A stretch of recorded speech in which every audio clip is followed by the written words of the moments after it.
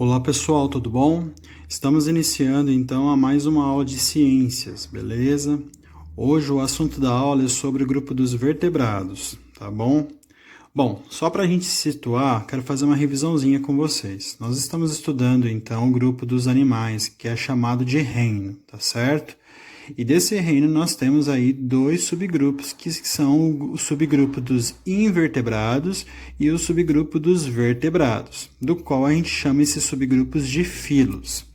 Então, anteriormente, nós falamos aí que a melhor definição para a gente descrever se um animal é invertebrado é dizendo que ele não possui coluna vertebral, tá certo? Dizer que o animal invertebrado simplesmente não possui ossos é uma forma errada da gente pronunciar, porque a gente viu, por exemplo, que alguns outros animais eles contam sim com um esqueleto, né? Não é um esqueleto ósseo, mas existe aí estruturas rígidas que acabam protegendo os animais invertebrados, como por exemplo no caso dos moluscos, do qual eles possuem as conchas, no caso dos artrópodes, que é formado por um exoesqueleto, que é formado de quitina, que é uma proteína, que é uma estrutura bem resistente e acaba protegendo o animal. Então, dizer que o animal invertebrado não possui esqueleto, ossos, é uma forma um pouco bem primária, que a gente não deve mais usar esse termo. A melhor forma de descrever os animais invertebrados é o fato deles não possuírem coluna vertebral. Diferente hoje do que nós estudaremos, que é o grupo dos vertebrados. O grupo dos vertebrados possui sim coluna vertebral.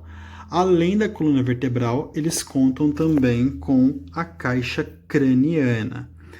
E juntas, né, coluna vertebral e caixa craniana, elas têm a função de proteger o sistema nervoso, que diferente também dos animais invertebrados, que possuem um sistema nervoso bem simples, no caso aqui dos animais vertebrados, eles possuem um sistema nervoso bem complexo, né? Bem complexo e completo, né? Do qual aí acaba sendo responsável por todas as ações do organismo. Então, para proteger esse sistema nervoso, os animais vertebrados contam com a coluna vertebral e também com a caixa craniana, tá certo?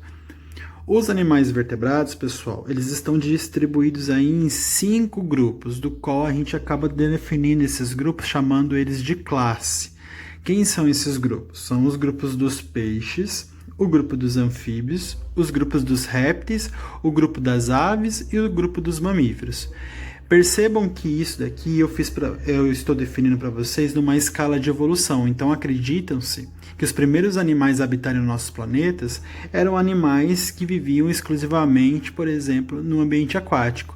E que com o passar do tempo do qual foram sofrendo a evolução, eles foram ganhando ambiente terrestre também, tá certo? Então hoje nós estudaremos aí a respeito do grupo dos vertebrados e as classes que compõem os animais vertebrados, beleza? Podem acompanhar comigo com a apostila aberta lá na página 39 e conforme for passando o conteúdo, não vou fazer resumo, eu vou fazer pela apostila mesmo, tá certo? Espero não fazer um vídeo muito grande para não ficar uma coisa muito cansativa, mas eu espero também que todas as informações necessárias eu esteja passando para vocês, para não ficar nada perdido e nada vago, tá bom? Então vamos lá.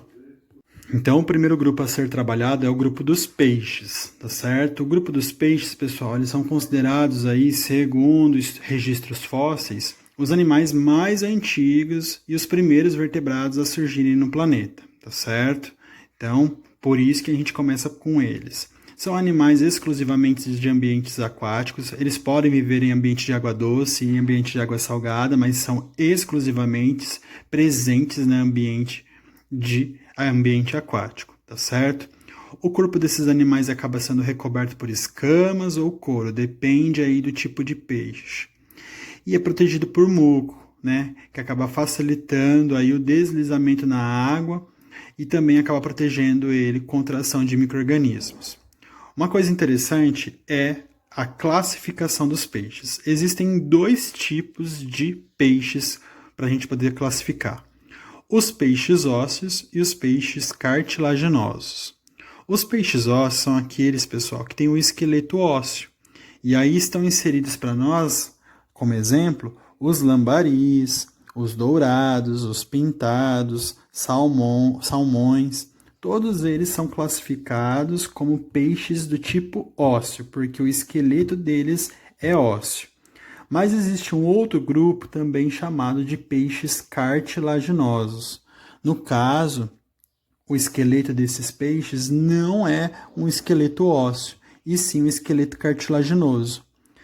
Quando eu falo de cartilaginoso, a gente acaba lembrando da nossa orelha, né, que é formada por cartilagem. E se a gente passar a mão na nossa orelha, a gente vai perceber que ela é um material mais flexível, mais molinho.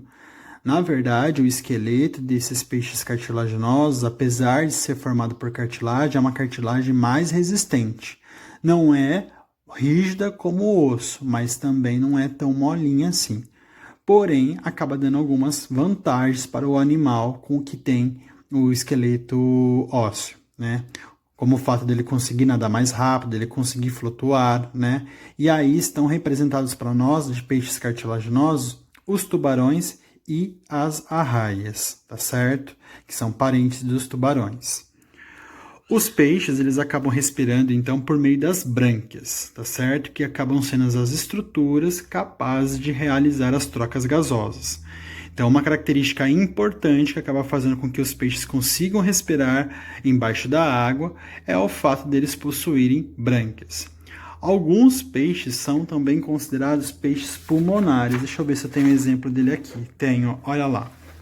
Então, os peixes pulmonares, eles acabam contando também com pulmões, né?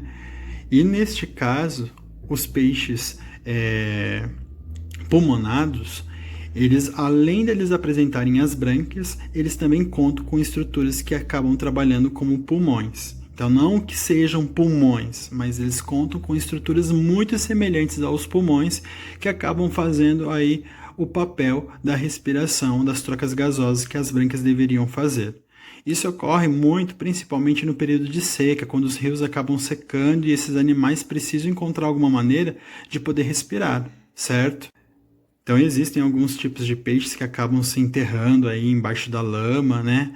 Acaba diminuindo o seu metabolismo para ele não morrer e acaba usando aí como auxiliador esses tipos de pulmões na hora de respirar. Existe também um peixe de água doce, o maior peixe de água doce, que é o pirarucu, né? Está localizado na floresta amazônica e ele é um símbolo aí para toda a Amazônia.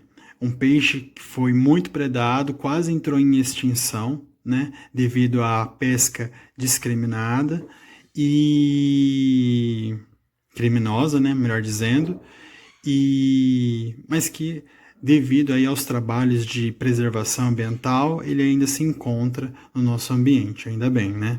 Esse é um peixe muito grande. Vocês podem, inclusive, acessar na internet, digitar pirarucu e vocês vão ver o quão grande ele é. Ele é considerado também um peixe pulmonar. E ele foi alvo fácil de pesca pelo fato de ele ter esse órgão acessório semelhante ao pulmão e precisar respirar à margem. Então, quando ele sobe à margem e ele é um peixe muito grande, ele acaba demorando para voltar para baixo d'água. E quando ele faz esse processo de respiração, isso faz com que ele acabe sendo um alvo fácil para poder ser caçado, tá certo? Outra característica importante é com relação ao tubarão-baleia. O tubarão-baleia é considerado o maior peixe existente, tá certo? Ele pode chegar até 12 metros de comprimento, né? E é, na nossa fauna, aí, considerado o maior peixe. E, diferente dos outros tubarões, o tubarão-baleia, né? Ele acaba se alimentando aí de pequenos crustáceos e algas, né, que acaba sendo filtrado na água dos oceanos. É mais ou menos o papel que as baleias acabam fazendo também, né, que acabam se alimentando de fitoplâncton. Bom, outro grupo de peixe bem interessante é o caso do cavalo marinho. O cavalo marinho ele é considerado um peixe ósseo, ou seja, o seu esqueleto é ósseo. E nessa espécie, pessoal, por curiosidade, quem acaba guardando os filhotes é a espécie macho do cavalo marinho, né? Eles contam com uma bolsa, né? E os filhotes de cavalo marinhos, eles são todos armazenados nessa bolsa até que eles estejam prontos para sobreviver sozinhos. Então isso é uma exclusividade de todos os animais aí do planeta, né? Uma vez que quem acaba cuidando, protegendo, entre aspas, né? Entre aspas não, ficando grávida aí é a mãe. No caso do cavalo marinho, quem acaba fazendo esse processo é o macho, tá certo? Então, com relação aos peixes, nós temos essas características. Falaremos agora do segundo grupo, que é o grupo dos anfíbios. Bom, pessoal, o segundo grupo que nós vamos trabalhar aí é a classe dos anfíbios, tá certo? Então, os anfíbios aí são vertebrados que vieram depois dos peixes, com registro de aproximadamente 350 milhões de anos, como está descrito aí para vocês na apostila. E os anfíbios, eles apresentam uma característica bem especial, que é o fato deles começarem a transitar tanto no ambiente aquático quanto no ambiente terrestre. Então, os anfíbios são os primeiros grupos de animais que acabam fazendo, dos vertebrados, é claro, que acabam fazendo essa transição entre viver no ambiente aquático e também viver no ambiente terrestre. Então, na fase inicial desses animais, ele acaba vivendo aí quase que exclusivamente na água, né? É o caso que acontece, por exemplo, com os girinos.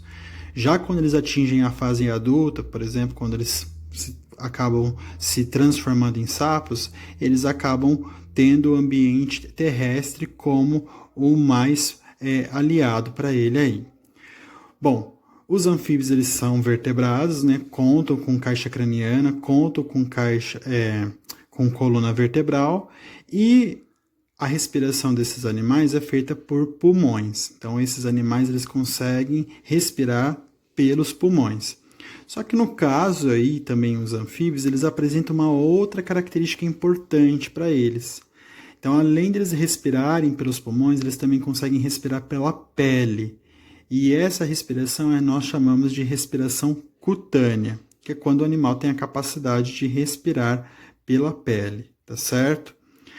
Esses animais, eles acabam tendo também, né, no caso dos sapos, as glândulas paratoides, né, que fica uma de cada lado da cabeça. Então, a gente já escutou conversa, por exemplo, que sapo faz xixi, né, que ele tem veneno. Na verdade, isso tudo é mito, né? Sapo não faz xixi se ele estiver sendo ameaçado e ele também não tem um veneno, tirando os sapinhos lá, que eu já comentei com vocês em sala de aula, que existem sim algumas espécies que são bem venenosas, mas aí é por conta da coloração que eles apresentam.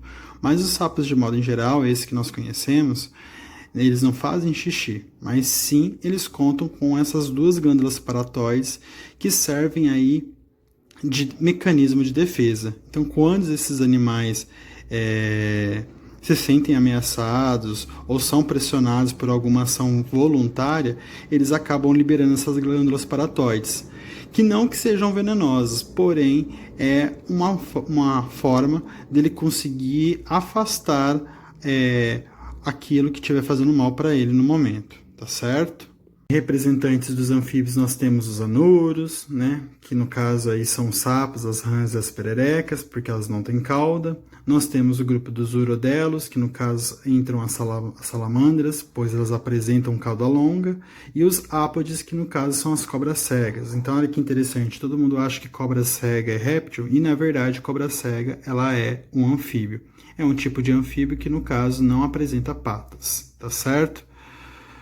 Uma coisa muito interessante nos anfíbios é que eles passam por um processo chamado de metamorfose, né? O que significa metamorfose? Metamorfose, pessoal, é uma mudança que acontece radicalmente no corpo do animal e também no seu comportamento.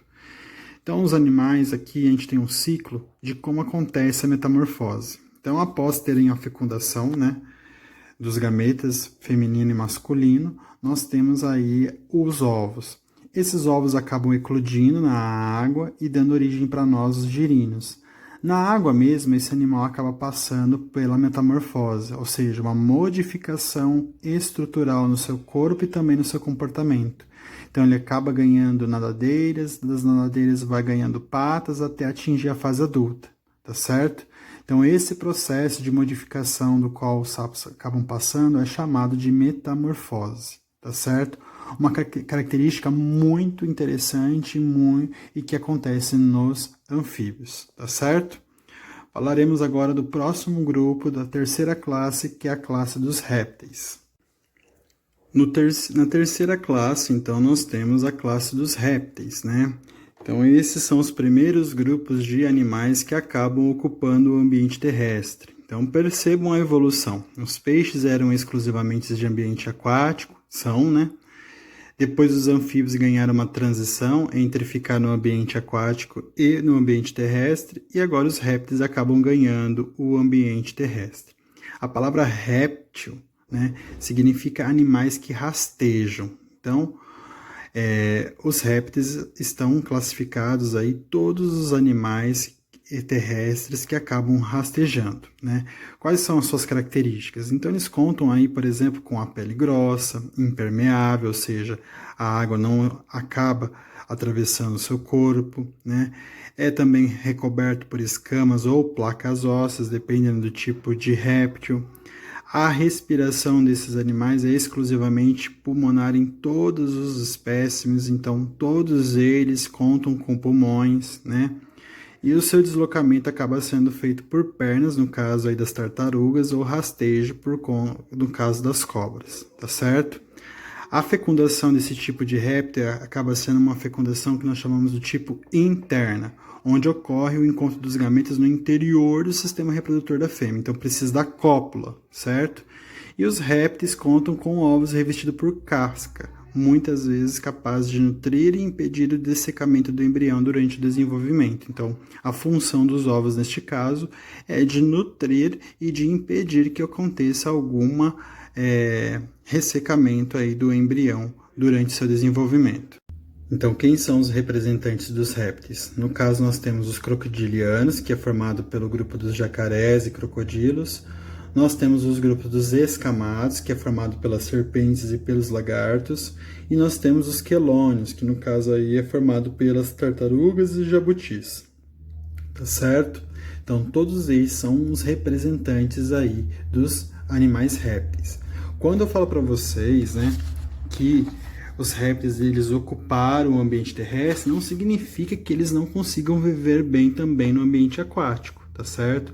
No caso dos crocodilianos e também aí dos quelônios destacando as tartarugas, esses répteis também conseguem viver bem no ambiente aquático, certo? Então, eles também acabam fazendo alguma transição aí entre o ambiente terrestre e ambiente aquático. Porém, o ambiente terrestre é o ambiente de maior predomínio desses animais, tá certo? Bom, falaremos agora da quarta classe, que é a classe das aves. Então, a quarta classe é a classe representada pelas aves. As aves, então, elas acabam ganhando aí, por sua vez, um outro ambiente, que é o ambiente do qual elas conseguem se deslocar no ar. Então, as aves conseguem se deslocar ao ar graças a diversas adaptações que aconteceram no seu corpo, como, por exemplo, um par de pernas transformadas em asas. Então, o primeiro fato das aves conseguirem ganhar um ambiente aí, atmosférico no ar é o fato delas terem essas pernas transformadas em asas. Outra característica importante é o fato delas possuírem o que nós chamamos de ossos pneumáticos. O que são isso? São ossos com cavidades internas. Sabe aquele chocolate soufflé? Não tem um monte de buraquinho? Os ossos pneumáticos eles são mais ou menos daquele jeito. E para que servem esses ossos pneumáticos? Esses ossos fazem com que o ar consiga passar sobre eles e se tornar eles menos densos, ou seja, com menos peso, diminuindo a massa corporal mesmo. Então isso faz com que o corpo da ave se torne mais leve e ela consiga atingir aí a função de se deslocar no ar. O corpo dos animais das aves é formado por penas, né? É uma exclusividade do grupo, né? Que tem como função aí o voo e também a proteção corporal, acaba protegendo aí do frio, né? E ela conta também com os músculos peitorais bastante desenvolvidos, né? Que acaba sendo responsável pela movimentação das asas. Por isso que o pessoal brinca, né? Fala que a pessoa quando tá treinando na academia tá ficando com o peito estufado igual o peito de pombo, porque na verdade tá fazendo elogio porque os pombos possuem um músculo peitoral bastante desenvolvido e bastante forte para poder suportar a movimentação das asas do qual eles realizam. Outra característica importante que as aves possuem são os sacos aéreos. Esses sacos aéreos são ligados aos pulmões e isso favorece a renovação do ar. Então, no caso das aves, por exemplo, principalmente os urubus, às vezes a gente não olha para o céu e não vê os urubus quase que levitando no céu. Ele consegue fazer isso graças à presença dos sacos aéreos, que acabam inflando e fazendo com que o corpo desse animal se torne mais leve e também o animal consiga ter uma maior performance na hora de voar, tá certo? Outra característica interessante das aves é que elas possuem um osso no seu peito, né? O osso externo, que possui um formato de uma quilha, né? O que isso significa? Essa quilha acaba favorecendo uma maior aerodinâmica e superfície para a fixação dos músculos peitorais desse animal.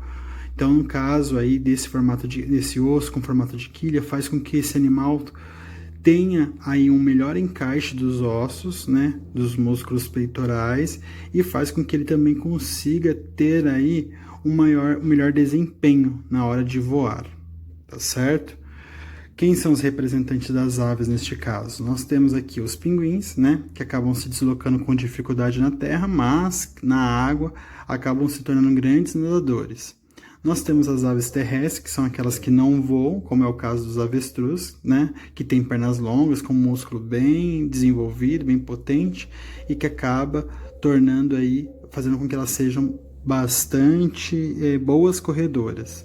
E, de modo em geral, nós contamos com as aves do qual conseguem sobrevoar. Algumas também conseguem voar a grandes distâncias, como é o caso das andorinhas, que conseguem atravessar continentes, ou no caso aí de águias e falcões, que conseguem atingir uma grande altitude devido aí o fato de elas serem aves de rapina, tá certo? Então, quarta característica aí quarto grupo a ser trabalhado aí, que é o grupo das aves com as suas respectivas características. E agora nós falaremos aí do nosso último grupo, né, da nossa quinta classe, que é a classe dos mamíferos.